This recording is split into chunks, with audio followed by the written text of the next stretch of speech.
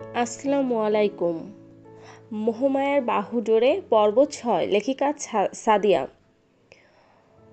প্রাতকালের মিষ্টি সূর্যের আভাও চারিদিকে তেজ ছড়িয়ে দিচ্ছে, তার নিজস্ব জ্যোতিতে আলোকিত করছে বসুমতীকে।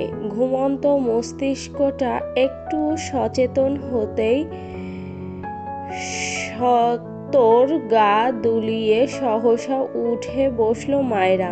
চোখের ঘুম হাত দিয়ে ডলে ডলে সরিয়ে চিন্তিত নয়নে পাশ ফিরে তাকালো মায়রা। না, কোথাও পাশে থাকা লোকটা নেই, কিন্তু গেল কোথায়? তার সতর্ক মস্তিষ্কটা ধীরে ধীরে কাল রাতের সকল কথা মনে করতে লাগলো। ওই সাংঘাতিক একটা কথা বলার পর সে নিজেও তখন খুব রেগে গিয়েছিল। ওই বলিষ্ঠ দেহের প্রগাঢ় শক্তির সাথে এক প্রকার ধস্তাধস্তি শুরু করে দিয়েছে সে, নিজেকে ছাড়ানোর প্রচেষ্টায়। রাগান্বিত কণ্ঠে সে নিজেও বলল, একদম আমার সাথে কোনো রকম জোরাজুরি করবেন না, নয়তো খুব খারাপ হয়ে যাবে। আমি কিন্তু আপনাকে একদম কিপ ইওর মাউথ শাট। চিবিয়ে কথাটা বলেই এক প্রকার ধাক্কা দিয়ে মায়রাকে সরিয়ে দিল নিজের থেকে। ক্ষোভ নিয়ে জানালো, তোমার মতো সস্তা তেজ দেখানো মেয়েদের প্রতি আমার কোনো অ্যাট্রাকশন নেই। তোমার মতো মেয়ের প্রতি তাকানোরও সময় নেই ফাহাদ ইহাম চৌধুরীর। জোরে জোরে শ্বাস টেনে নিজেকে ঠিক করার চেষ্টা করলো ইহাম। রাগে শরীর হিসহিস করছে তার। এই গরমে আরও তাপ অনুভব করছে নিজের শরীরে। এটা যেন তার ক্রোধ আগুনের তাপ। তার বাবা মা কি করে এমন একটা মেয়ের সাথে তার বিয়ে দিল? এই অল্প বয়সের বাচ্চা মেয়ের পাগলামি, অভদ্রতা, বেয়াদবি সহ্য করার মতো ধৈর্য তার নেই, আর না কোনোদিন হবেও। এর যথাযথ একটা বিহিত তার করতেই হবে। নিজেকে সামলানো এখন তার দায় হয়ে গিয়েছে। ওই পরাভূত হৃদয় বড্ড আহত হলো সেই কথার ছলে। চোখ ছলছল করলেও মায়রা নীরবে ওয়াশরুমে ঢুকে গেল। একটু পর ওয়াশরুম থেকে বের হতেই কড়া উদ্ভট এক গন্ধে পেট পর্যন্ত গুলিয়ে এলো তার। নাক টেনে রুমে এগিয়ে গিয়ে দেখতে পেল জানালার কাছে ওই বদ ক্যাপ্টেনটা সিগারেটের ধোঁয়া টানছে। মুহূর্তে মাথায় রক্ত উঠে গেল মনে হয় মায়রার। এই লোকটা তো মনে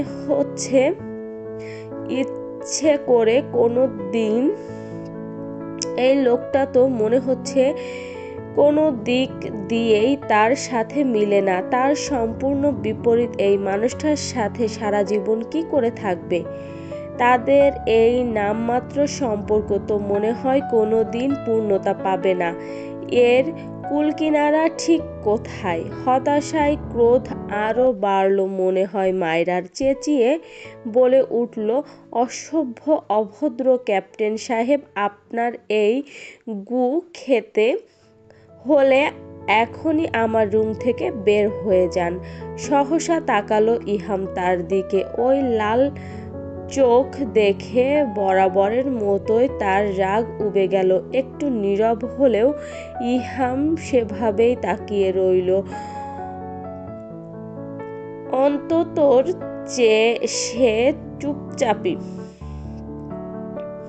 অন্তত সে চুপচাপই সিগারেট ফেলে ওয়াশরুমে ঢুকল। হতবিহ্বলে মায়রা শঙ্কিত নজরে তাকিয়ে রইল কেবল ওয়াশরুমের দরজার দিকে। প্রায় ঘন্টা সময় পার করে মানুষটা কেবল টাওয়াল পেঁচিয়ে রুম থেকে বের হলো। মায়রা আচমকা নির্বারিত মূঢ় হয়ে গিয়েছে।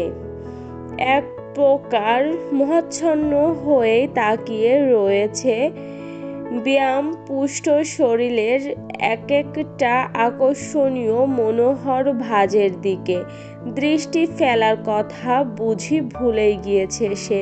ওই ভিজে পুরুষালী দেহের ভাঁজ যেন তাকে নির্লজ্জ বেহায়া বানিয়ে দিচ্ছে। সেদিকে গ্রাহ্যকরণ না করে ইহাম চুপচাপ ঘরের কাবার্ডে রাখা তার ব্যাগ থেকে অলিভ গ্রিন কালারের ট্রাউজার আর ব্ল্যাক টি-শার্ট হাতে তুলে নিল। টি-শার্ট পরার ওই সম্পূর্ণনীয় দৃশ্য দেখে ভেতরটা কেমন ছন্নছাড়া হয়ে গিয়েছে তার। দ্রুত গতিতে চোখের দৃষ্টি নিবারণ করে নিল সে। ছি, এতটা নির্লজ্জ হয়ে গিয়েছে কি করে তার বেহায়া চোখগুলি। দৃঢ় অস্তিত্বতে কেমন চপল হয়ে উঠেছে তার চিত্ত। ইহাম তার পাশেই শুয়ে আছে। এই বিহ্বলতা কিছুতেই নিজের ভেতর চেপে রাখতে পারছে না সে। বিছানার দুপাশে দুজন চুপচাপ নিভৃতে গুটিয়ে আছে। চোখের পাতায় কিছুতেই ঘুম ধরা দিচ্ছে না তার। ব্যাকুল অনুভূতিটা যেন তার নির্ঘুম রাতের সঙ্গী হয়েছে সঙ্গোপনে। অনেকটা সময় অবিবাহিত হবার পর বজ্রবেগে যেন ইহাম তাদের মাঝে বরাদ্দকৃত বালিশটা সরিয়ে দূরত্বটুক ঘুচিয়ে নিল। আকস্মিত ভাবে হামলে পড়ল মায়রার উপর। মেয়েটা বিস্তর ভয়ে কম্পিত কায়া নিয়ে স্থির রইল। ডাগর ডাগর চোখের চপল দৃষ্টি দিয়ে পর্যবেক্ষণ করল ওই শান্ত অতল স্পর্শ চোখের দিকে। বুকের গহীনে তোলপাড় ঝড়ে শ্বাসরোধ হয়ে আসছে তার। তবুও স্থির থাকার অভিপ্রায়ে ব্যাকুল দৃষ্টি মেলে দিল ইহামের গভীর নেত্রের পানে। তরা সে ঢোক গিলল ওই শীতল চাউনির প্রবাহে। ফিসফিস কণ্ঠে ইহাম বলল, মায়রা, আমি যদি নিয়ন্ত্রণ হারিয়ে তোমার লিপে কিস করি তবে মাইন্ড করবে তুমি? মায়রা নিরুত্তর, নির্বাক। দারুণ উচাটনে এলোমেলো শ্বাস নিচ্ছে সে। শ্বাসের টান ক্রমাগত আরো ভারী হলো তার।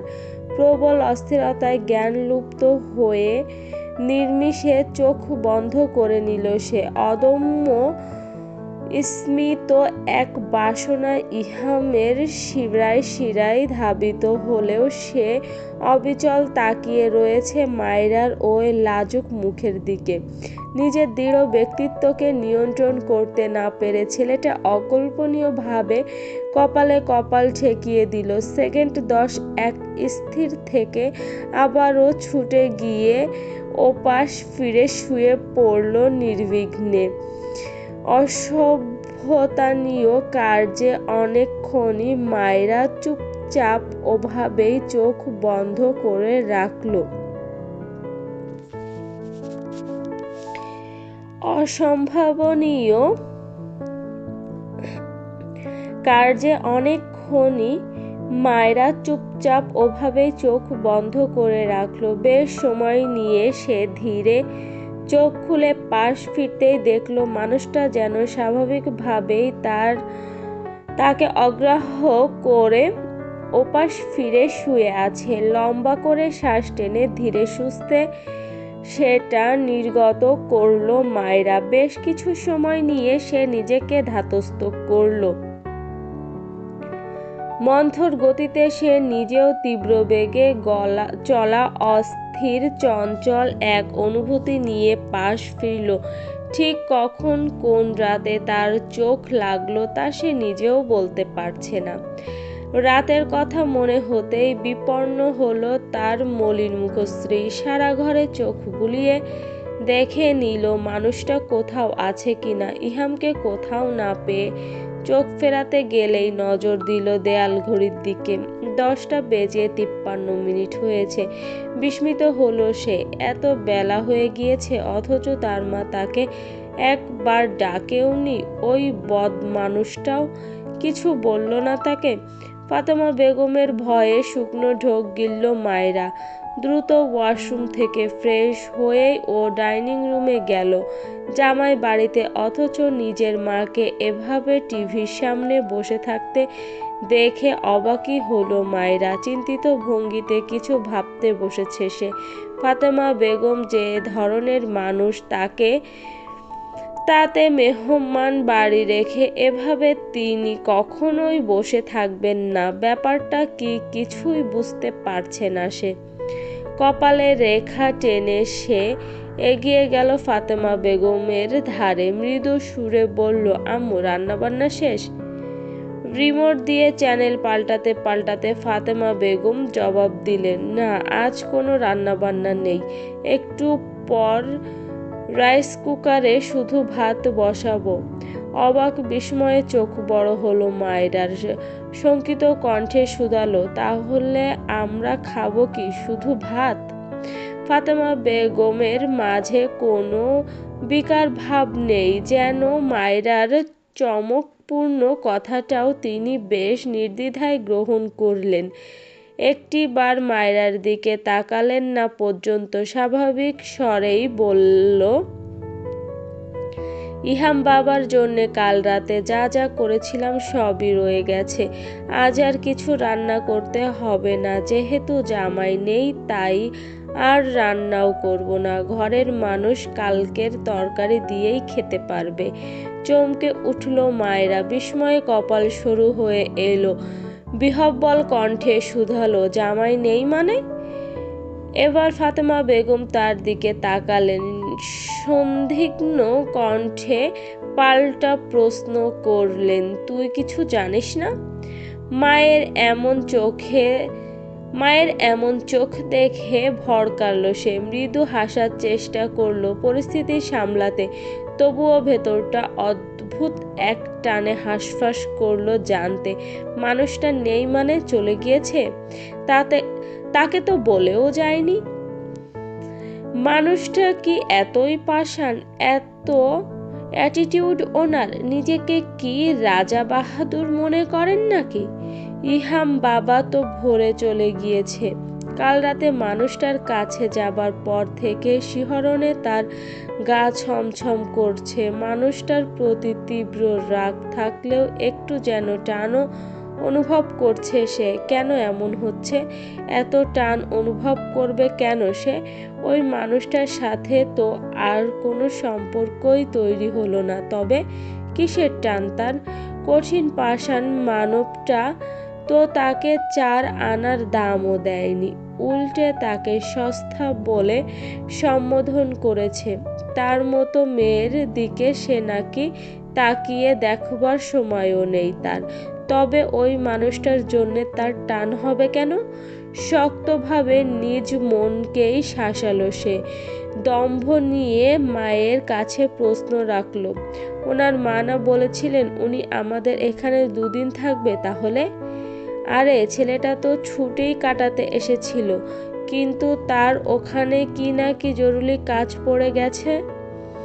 কোনো মিশন না ফিশনে অংশ নিতে হবে, তার জন্যে আজ আবার রাঙামাটির কোন পার্বত্য এলাকায় কি কাজ পড়েছে। তাই তো ছুটি না কাটিয়েই আবার তাকে ছুটতে হবে কাজে। আজই ওখানে যেতে হবে। বাসায় মনে হয় কোনো কাজ আছে, তাই ভোরেই চলে গিয়েছে।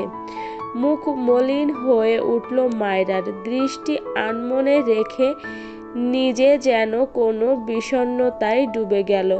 একবার কি তার কাছ থেকে বিদায় নেওয়া যেত না? খুব কি ইগোতে লাগতো সেটা? সে কি মানুষটার কেউ না? তাকে কি কিছুই মনে করে না ওই পাষাণ হৃদয়ের মানুষটা? কই, দাদি না বলতো স্বামী স্ত্রীর অটুট বন্ধন হয়, এত মিল মহব্বত এই দুনিয়ার আর কোনো সম্পর্কে নেই, তাহলে তাদের মাঝে অটুট সম্পর্ক তো দূরের কথা, সামান্য ভালো সম্পর্কটাও তৈরি হয়নি 3 মাসে। উল্টে মানুষটা তাকে তুচ্ছ তাচ্ছিল্য করে আসছে সব সময়, ভালো করে কথাও বলেনি। দাদি কবে আসবে চাচার বাড়ি থেকে? মনটা আরো খারাপ হয়ে গেল তার। ফাতেমা বেগম হয়তো ধরতে পারলেন মেয়ের মন খারাপের কথাটা। তিনি নরম সুরে বললেন, মন খারাপ করিস না মা, ছেলেটা হয়তো ব্যস্ততায় তোকে কিছু বলতে পারেনি। তুই বরং সময় করে একবার কল করে কথা বলে নিস। আয় নাস্তা দেই। ফাতেমা বেগম চলে গেলেন নাস্তা দিতে। মায়েরা তখনও চুপচাপ করে বিবশ মুখে দাঁড়িয়ে রয়েছে। মানুষটাকে সে কল করবে? কি বলবে কল করে? যে মানুষটা এতদিনেও তাকে একটিবার কল করার প্রয়োজন বোধ করলো না, তাকে কিভাবে কল করে বলবে সে? এটা কি বাড়াবাড়ি দেখাবে? মিথিলা আজ চলে যাবে। মায়েরাকে জোরাজুরি করেছে তার সাথে যেতে। ফাতেমা বেগমও রাজি ছিলেন, কিন্তু মায়েরা কিছুতেই রাজি হয়নি এখন ফুপুর বাড়িতে যেতে। মিথিলা অবশেষে মেয়েটার মনের বিষণ্ণ ভাবের আভাস আজ করে চুপ গেল। যাওয়ার আগে একা চুপি করে মিথিলার কাছে সন্দিগ্ধ কণ্ঠে জানতে চাইল, মায়েরা আপু, আমি কি ওনাকে একবার কল করে দেখতে পারি? আশ্চর্য, এটা জিজ্ঞেস করার কি আছে? জামাই লাগে তোর, আর আমার কাছে জিজ্ঞেস করছিস? অবশ্যই কল দিতেই পারিস। স্বাভাবিকভাবে বলে দেওয়া মিথিলার কথাতেও থতমত খেলো মায়েরা। দৃষ্টি নত করে ম্লান কণ্ঠে বলল, উনি তো একদিনও আমায় কল করেনি আপু। উনি করেনি বলে কি তুই করতে পারবি না? একটু ইগনোর করার পাশাপাশি জোরটাও খাটাস। উনি কিন্তু ভীষণ ধূর্ত আর চতুর। সাবধানে কথাবার্তা বলিস মায়েরা, কোনো সমস্যা হলে জানাস আমাকে। আবারও বলছি, ওই বদ ক্যাপ্টেনটার থেকে সাবধান। বেশি বাড়াবাড়ি করলে মামিকে কিন্তু বলে দিবি। সাজবেলা নেমেছে কিছুক্ষণ হয়। সকাল 10টা থেকে এখন পর্যন্ত গাড়িতে বসে আছে ইহাম। সারাদিনের জার্নিটা তার শরীরকে যেমন ক্লান্ত করে তুলেছে, তেমনি সচল মস্তিষ্কটা প্রখরভাবে ছক সাজিয়ে নিচ্ছে মিশনের। খাগড়াছড়িতে বেশ কিছুদিন ধরে এক দল দুর্বৃত্তকারী পর্যটক আর স্থানীয়দের বেশ জ্বালাতন করছে।